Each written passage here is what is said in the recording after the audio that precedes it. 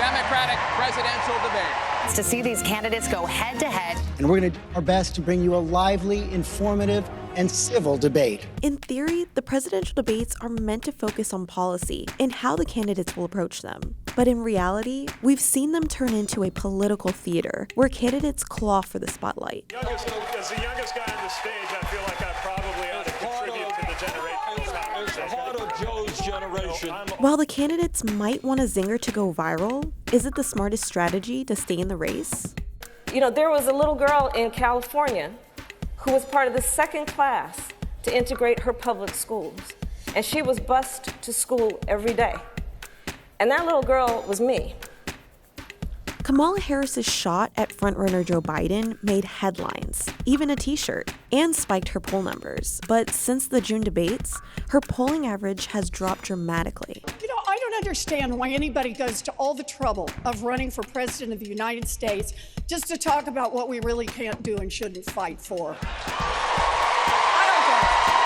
There's no evidence that Elizabeth Warren's anti-moderation zinger to John Delaney damaged his ranking, but it was the last time we saw him on the debate stage, and it doesn't look like he'll be qualifying for the next ones. She put over 1,500 people in jail for marijuana violations and then laughed about it when she was asked if she ever smoked marijuana.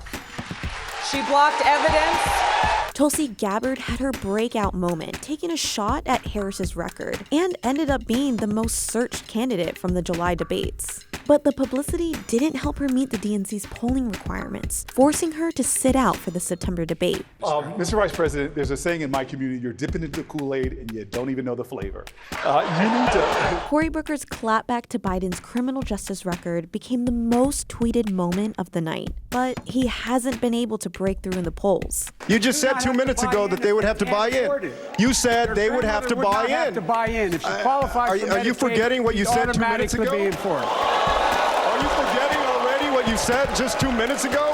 Julian Castro was probably looking to boost his campaign when he took a jab at Biden's age, but instead, it made himself a target for a lot of heated criticism. Short-term memory loss you were accusing him of. Not at all. Almost all the candidates' attempt to make a mark in the race only got a short-lived coverage hype. This is not to say zingers aren't successful, especially with Trump's 2016 debate strategy. Because you'd be in jail. Secretary Clinton. But we'll have to see how their overall impacts will play for the 2020 elections.